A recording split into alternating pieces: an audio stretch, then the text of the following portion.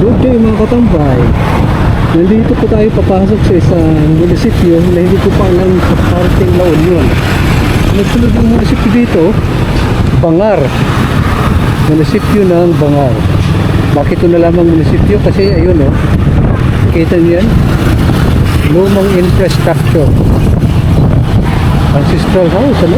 Ayan, munisipyo, simbahan. Grabe, ano? Na-preserve nila talaga, oh.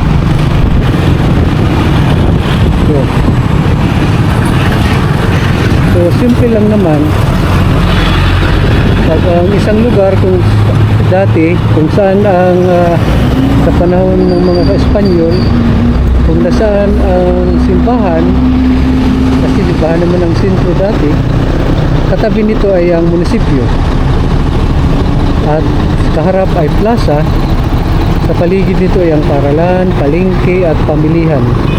So malamang na nandito rin ang plaza. Sa gilid-gilid lang ito. Ito yung simbahan. Anong bayan ito? Bangar. Magtanong na tayo. Ayun, kasulat ito, Bangar Public Plaza.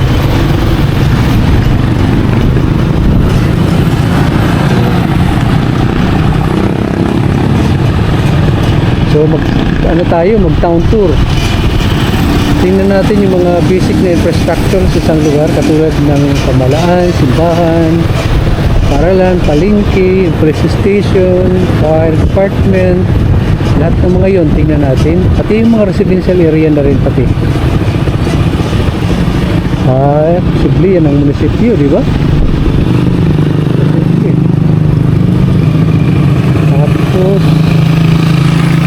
yan ay isang residential area. Kita mo, napakaluma ng ano. Pati bubong, luma na. Yung pintana, talagang na-preserve. Entrance only. Sige, papasok tayo doon. So, saka tayo mag-ikot-ikot. Bangar, La Union. Mukhang makakabawi tayo dito ah. Nung nakalaang 3 araw halos wala akong mag-vlog dahil sa ulan. Ito yung palengke. Grabe naman yung ulan na yun dahil sa bagat. 3 araw, lalakas pati. Dito parang okay lang, pero sa mga karatig na yun dito ay nagsibahaan na.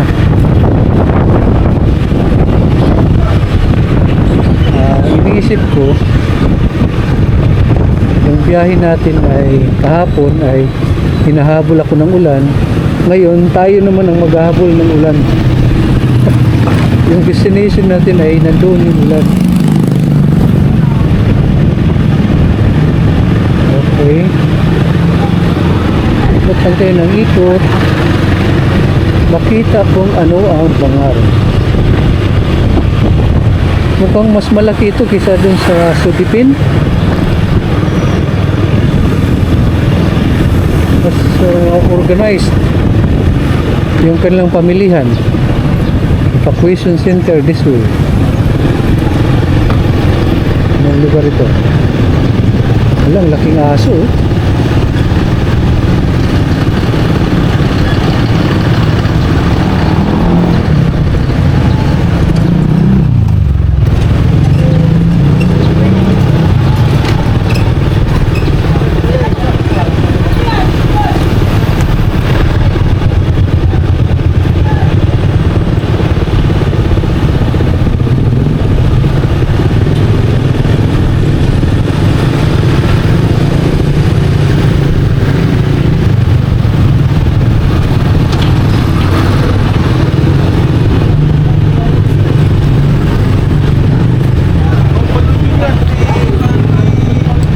Ang ancestral house sira na.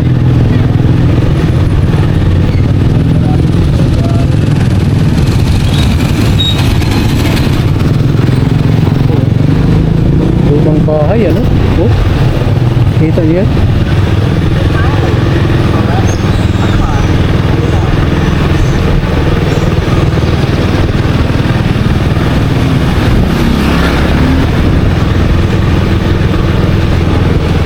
La Union.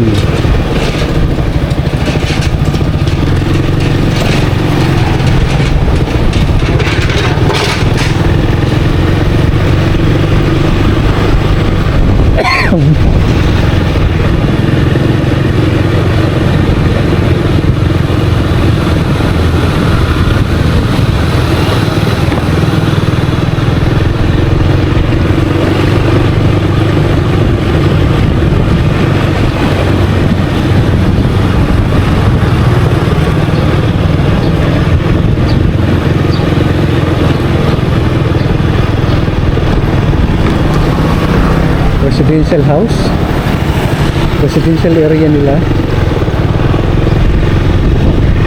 Tapos doon sa dulo, liliko tayo sa kaliwa at isang kanto na naman ulit. Kung maaari, maikot natin lahat ito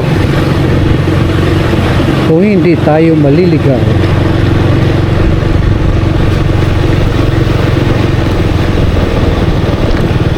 Tercon Elementary School.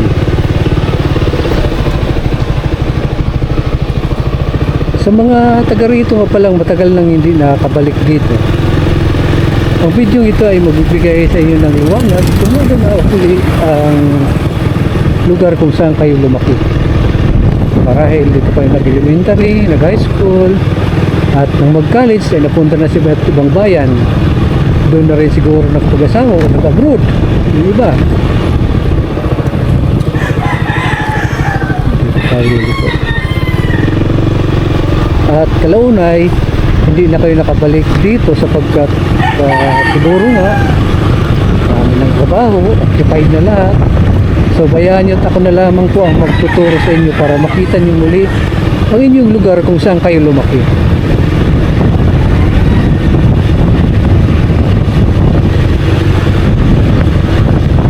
Ang tawag sa lugar nito ay Bangar.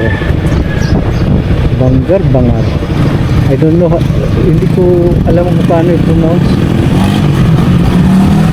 Pero magtanong tayo dito. Para sigurado. Te, good morning po, te. Ano pong tawag sa lugar na ito?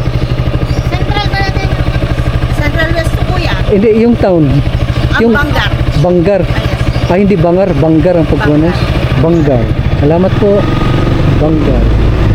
Bangar talaga yung pag-pronounce dito, hindi Bangar.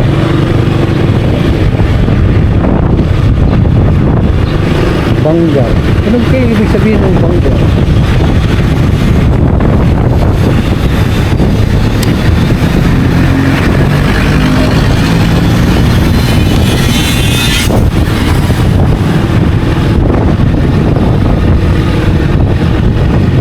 Imposible namang pangalan yan.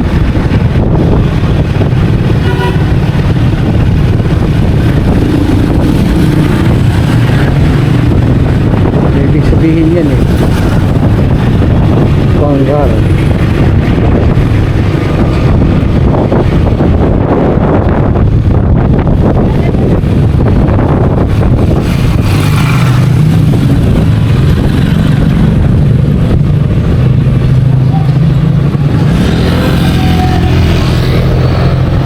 Dito naman.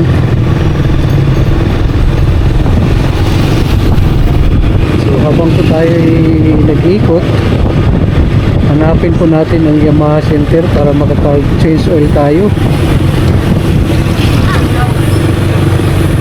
Kailangan na siguro itong mag-change oil. Medyo mababa na yung biyahe eh.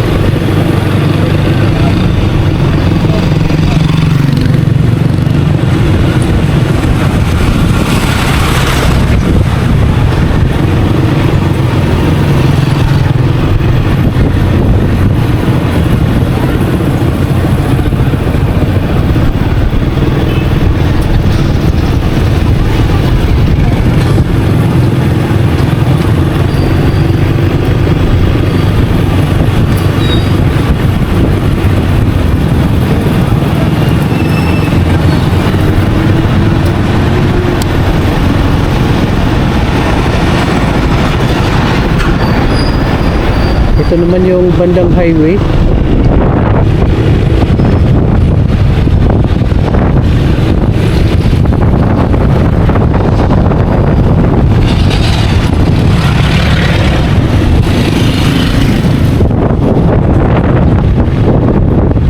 tayo magtanong.